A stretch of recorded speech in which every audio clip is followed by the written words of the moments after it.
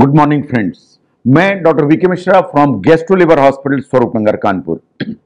आज मैं बात करूंगा कि कोरोना वायरस इंफेक्शन से रिकवरी के बाद आपको जो एक्सरसाइज है या वर्कआउट रूटीन कब से स्टार्ट करना चाहिए।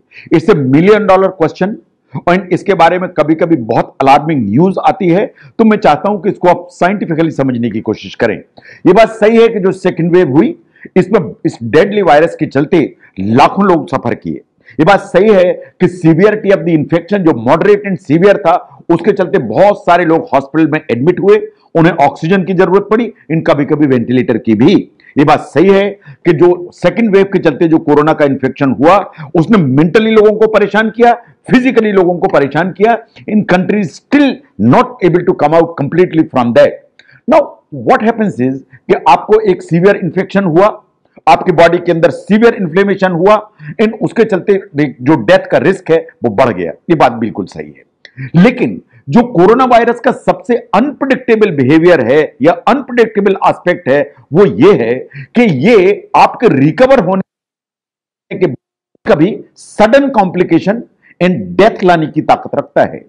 Even after you have become tested negative and went back to the routine and exercise आपने चालू की and complication हुए, sudden death develop हुई, ये इस तरह के जो न्यूज है इसने बहुत सारे अलार्म जो दिमाग में खड़े कर दिए जो वास्तव में एड्रेस होने की जरूरत है। Now what happens कि आपको कोरोना का जो इंफेक्शन हुआ वो एसिम्प्टोमेटिक था या आपको माइल्ड था, इन आप जो ना टेस्ट आपका नेगेटिव आया, इन आपको अंदर से बिल्कुल ठीक महसूस हो रहा है, तो आप वास्तव में अपने वर्कआउट रूटीन या एक्सरसाइज में वापस चले जाते हैं। आप उसी पेस में एक्सरसाइज करने लगते हैं जिस पेस में आप पहले एक्सरसाइज करते थे। इसके चक्कर में बहुत सारे केसेस रिपोर्ट हुए कि एक्सरसाइज करते करते लोगों को एक्सरसाइज के दौरान, रनिंग के दौरान, वॉकिंग के दौरान कार्डियक अरेस्ट हुआ, सडन हार्ट अटैक आया एंड उनकी जान चली गई। और ये इस तरह की जो खबरें आई इसके चलते बहुत अलार्म क्रिएट हो गया लोगों के मन में कि वास्तव में कोरोना से रिकवर होने के बाद क्या एक्सरसाइज करना चाहिए ना। वो लोग जो कोरोना से रिकवर हुए जिन्हें कोई दूसरी कोमॉर्बिड इलनेस नहीं थी, ना उन्हें ब्लड प्रेशर था, ना डायबिटीज थी, ना हार्ट की प्रॉब्लम थी, लेकिन उनके मन में भी ये डर बैठा कि कोरोना तो हुआ था, तो रिकवर होने के बावजूद भी इस चीज का डर है कि एक्सरसाइज करेंगे तो कहीं ऐसा ना हो कि कोई प्रॉब्लम खड़ी हो जाए, तो उन्होंने भी सेडेंटरी जो लाइफ है उसको चूज किया and they stop working at all. तो इसलिए बहुत सारे क्वेश्चंस हैं जो अनआंसर्ड रह गए और कंफ्यूजन क्रिएट हुआ। आज हम उन्हें क्लियर करने की कोशिश करेंगे। नो कार्डियोलॉजिस्ट क्या सोचते हैं इसके बारे में? उनका सोचना है कि जो पोस्ट कोविड का जो पीरियड है उसमें heart attack possibly the most common reason जिसके चलते डेथ होती है। ये वास्तव में ऐसा माना जाता है कि जो कोविड है उसके चलते ब्लड के क्लॉट्स कुछ डेवलप होने की ताकत होती है ब्लड वेसल्स के अंदर। अगर मान लीजिए ब्लड के क्लॉट हैं और वो कोरोनरी आर्टरी में डेवलप होता है या कोरोनरी आर्टरी में कहीं से पहुंचता है, तो जो कोरोनरी आर्टरी है वो ब्लॉक हो जाती है। अगर कोरोनरी आर्टरी जो हार्ट को ब्लड सप्लाई करती है वो 100% ब्लॉक होगी, तो वास्तव में हार्ट की जो मसल्स हैं उनको ब्लड की सप्लाई बंद हो जाएगी। अगर हार्ट के मसल्स को ब्लड सप्लाई बंद हो जाएगी तो हार्ट के मसल्स को मैसिव डैमेज हो जाएगा, और जो मैसिव डैमेज होगा उसके चलते हार्ट बीट जो है गड़बड़ा जाएगी, एंड ये वास्तव में हार्ट अटैक है। और अगर ये सप्लाई फिर से रीस्टोर नहीं हुई तो ये जान का खतरा बनती है, बिकॉज हार्ट अटैक आएगा तो मैसिव होगा एंड ये जान जाने का खतरा तैयार होगा। नाउ एट टाइम्स जो ब्लड सप्लाई है may not be affected, but ऐसा माना जाता है कि जो हार्ट के मसल्स हैं जिसे हम मायोकार्डियम कहते हैं, इसमें इंफ्लेमेशन के चलते मसल डैमेज हो जाती है, इसे कहते हैं मायोकार्डाइटिस। जो मायोकार्डाइटिस है अगर हुई, जो हार्ट की मसल है वो इंफ्लेमेशन उसमें हुआ, तो वास्तव में इसके चलते जो हार्ट की बीट है वो इरेगुलर हो जाती है। इन वो इरेगुलर जो हार्ट बीट है वो कभी कभी हार्ट के बंद होने का या कार्डियक अरेस्ट होने का खतरा पैदा करती है। तो अगर हम ध्यान से देखें जो हार्ट के इन्वॉल्वमेंट आते हैं कोविड में या पोस्ट कोविड में या कोविड की रिकवरी होने के बाद, वो दो ही तरह के हैं। Number 1 is the heart attack जो कोरोनरी आर्टरी के ब्लॉक होने के चलते आता है। नंबर 2 इज द मायोकार्डाइटिस जो वास्तव में जो हार्ट के मसल्स हैं या जिनको मायोकार्डियम कहते हैं उसमें डैमेज के चलते आएगा, जिसके चलते मसल जो है ना वास्तव में वीक हो जाती है। द फैक्ट रिमेन्स कि जो कोविड-19 के चलते जो प्रॉब्लम है वो वास्तव में हार्ट की मसल से जो प्रॉब्लम है वो कभी कभी काफी लंबे समय तक चलती है। अगर हम मॉडरेट एंड सीवियर इन्फेक्शन को देखें तो साइंटिफिकली ऐसा माना जाता है कि ऑलमोस्ट 20% पेशेंट्स हैं कोविड के जिन्हें कुछ ना कुछ हार्ट में इन्वॉल्वमेंट होता है। In out of this 20% 6 to 7% patients ऐसे होते हैं जिनकी हार्ट की जो मसल है या मायोकार्डियम है वो वास्तव में डैमेज होने की संभावना होती है। ये जो डैमेज है वास्तव में इम्यून सिस्टम के चलते है। जो इम्यून सिस्टम गड़बड़ाता है तो जो हार्ट की मसल उसको डैमेज कर देता है, और अगर वो डैमेज होगी तो हार्ट का जो पंप है उसकी कैपेबिलिटी हमेशा नीचे की तरफ जाती है। वो नीचे की तरफ जाएगी तो आप अपना इको का टेस्ट कराएं तो जो इजेक्शन फ्रैक्शन है वो हमेशा नीचे की तरफ आएगा, इसलिए कि हार्ट की जो पंपिंग एक्टिविटी है वो नीचे की तरफ जाएगी।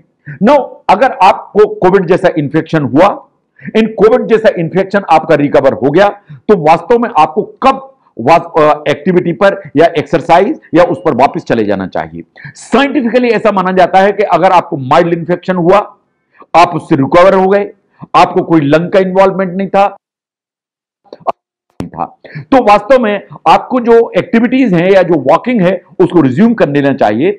जो स्ट्रिंजेंट एक्टिविटीज हैं या जो बहुत जो तेज जॉगिंग रनिंग उसे अवॉइड करना चाहिए। साइंटिफिकली फॉर ऑल जिन्हें माइल्ड इंफेक्शन था जो कंप्लीटली रिकवर हो गए, एटलीस्ट माइल्ड एक्सरसाइज जैसे वॉकिंग है या ब्रिस्क वॉकिंग है ये 2 हफ्ते के बाद चालू करने की जरूरत है। इसका मतलब asymptomatic mild infection, no lung involvement, तो 2 हफ्ते के बाद आपको एक बेसलाइन जो एक्टिविटी है वो वास्तव में चालू करने की जरूरत है। इसका मतलब 2 हफ्ते का रेस्ट, इन उसके बाद अपनी एक्सरसाइज चालू करें।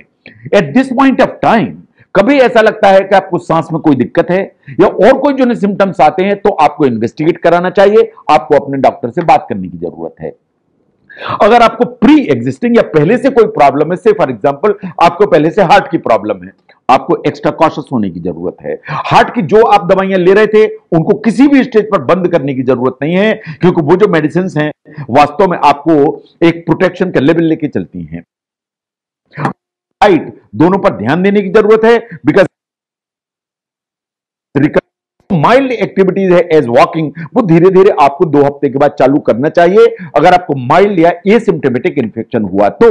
लेकिन अगर इस दौरान किसी स्टेज पर आपको कोई नया सिम्टम आता है, चेस्ट पेन आता है, सांस में दिक्कत आती है, धड़कन तेज होती है, पेल्पिटेशन होता है, या आपको सडनली बहुत ज्यादा कमजोरी महसूस होती है, आपको एक्सरसाइज बंद करनी चाहिए, आपको इन्वेस्टिगेशन कराना चाहिए, आपको अपने डॉक्टर से बात करने की जरूरत है। बिकॉज जो नए सिम्टम्स हैं उनको कहीं से भी इग्नोर करने की जरूरत नहीं है।